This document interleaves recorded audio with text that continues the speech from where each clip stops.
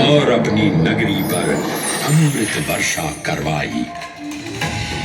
अमृत की पावन बूंदों से अभिसिंचित ये दिव्य उज्जैन भूमि रामायण के पृष्ठों में भी सम्मिलित हुई। सतयुग के बाद त्रेता युग में माता सीता की खोज में वानर सेना का यहाँ आगमन हुआ।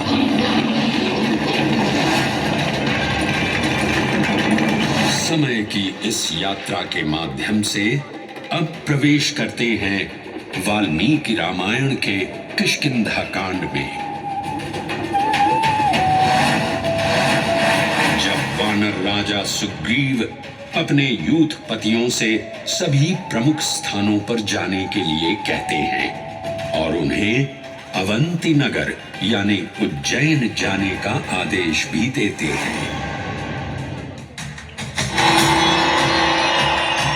मेखला उत्कल के क्षेत्र, दशर्न के नगर, आभ्रवंती, अवंती और विदर्भ के राज्य, साथ ही माहिष्का के आकर्षक राज्य में भी पूरी तरह से खोजना होगा।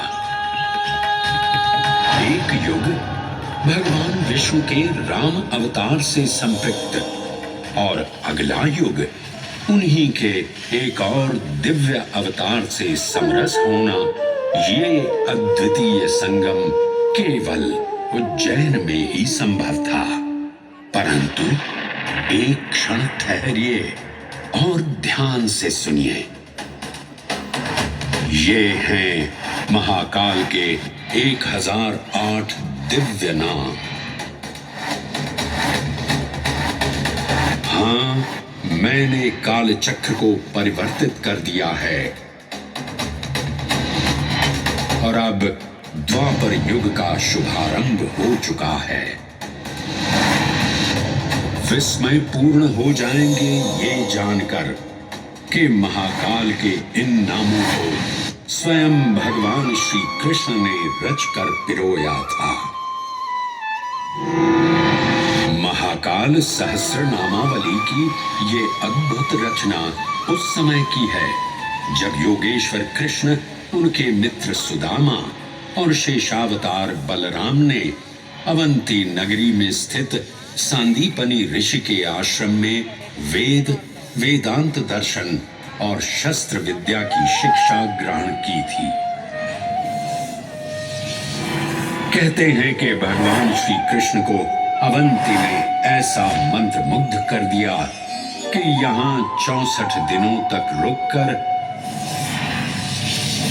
उन्होंने 64 विद्याएं और 14 कलाओं का ज्ञान लिया। उज्जैन का संबंध महाभारत से भी जुड़ा हुआ है।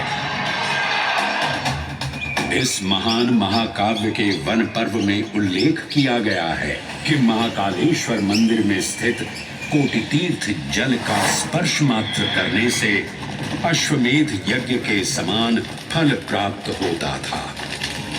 और फिर परिवर्तन की इस अनवरत धारा ने एक नई कहानी लिखी। उज्जैन में उदय हुआ मौर्य वंश का। सम्राट बिंदुसार ने अपने पुत्र अशोक को उज्जैन का राज्यपाल बनाया और समय के साथ अशोक के शासनकाल में धर्म का विस्तार हुआ। मौर्य वंश के पश्चात विभिन्न राजवंशों, सम्राटों और नरेशों ने उज्जैन की सेवा की। उनमें से प्रमुख मालवागण और फिर गुप्त वंश ने यहाँ राज कर इसके वैभव में वृद्धि की। उज्जैन ने अपने भव्य तेज से जहाँ महात्माओं और शासकों को आकर्षित किया, वहीं इस नगर पर आतताइयों की दृष्टि भी पड़ी।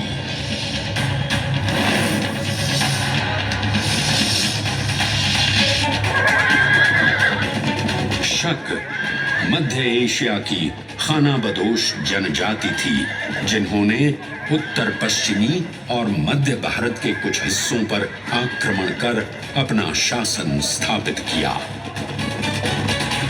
ईसा पूर्व प्रथम शताब्दी में जब भारत शकों के अत्याचार से त्रस्त था, तब उन शकों ने उज्जैन पर भी कब्जा कर लिया और फिर उज्जैन में उदय हुआ एक तेजस्वी योद्धा, महाराज विक्रमादित्य का।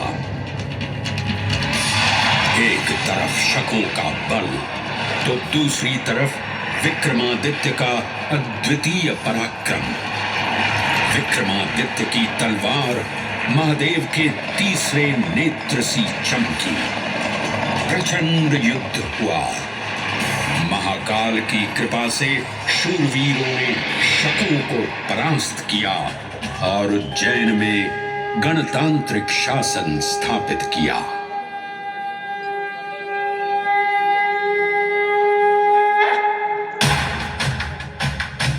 इन्हीं महाबली विक्रमादित्य की राज्यसभा महाकाल मंदिर में ही प्रतिष्ठापित थी।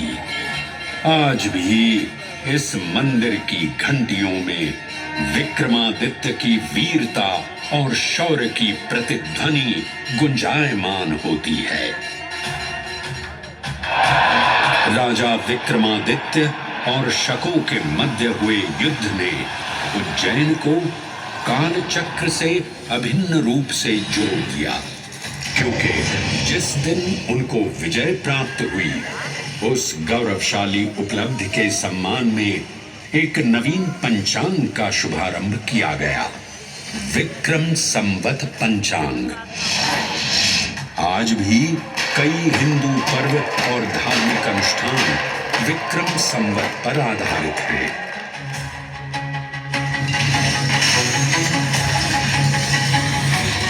पृथ्वी की भौगोलिक कर्क रेखा इस पावन उज्जैन भूमि से होकर गुजरती है। लगभग 300 वर्ष पूर्व उज्जैन विश्व समय का प्रमुख संदर्भ बिंदु था। यही कारण है कि उज्जैन की वेदशाला में वराहमिहिर, आदित्य दास, ब्रह्मगुप्त, आर्यभट्ट और भास्कराचार्य जैसे महान विद्वान अनुसंधान और अध्ययन में तल्लीन रहते थे। खगोल शास्त्र का केंद्र, महाकालेश्वर का आवास, जगत गुरु कृष्ण की नगरी, विक्रमादित्य का राज। जयति जय उज्जैनी, वैभवशालिनी नगरी उज्जैन।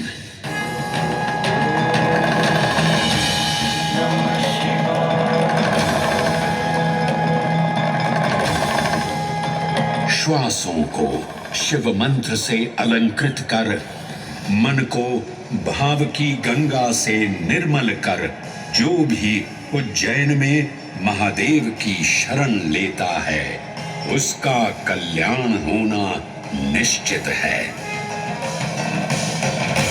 आज सुनी सबने गाथा महाकाल की, दर्शन जिनके दुर्लभ हैं, नमन करे जिन्हें काल भी, चरण में जिनके है बसा। ये समस्त संसार कभी नहीं देखा होगा धरती पर ऐसा चमत्कार।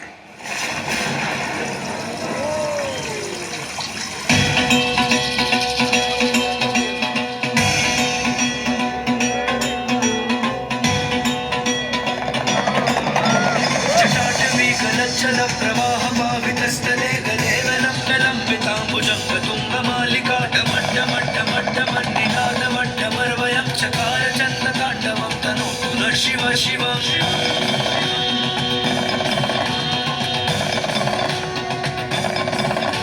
जटाकटाह सम्भ्रम भ्रमन्निलिम्ब निर्झरी विलोलवीचि वल्लरी विराजमान मूर्ति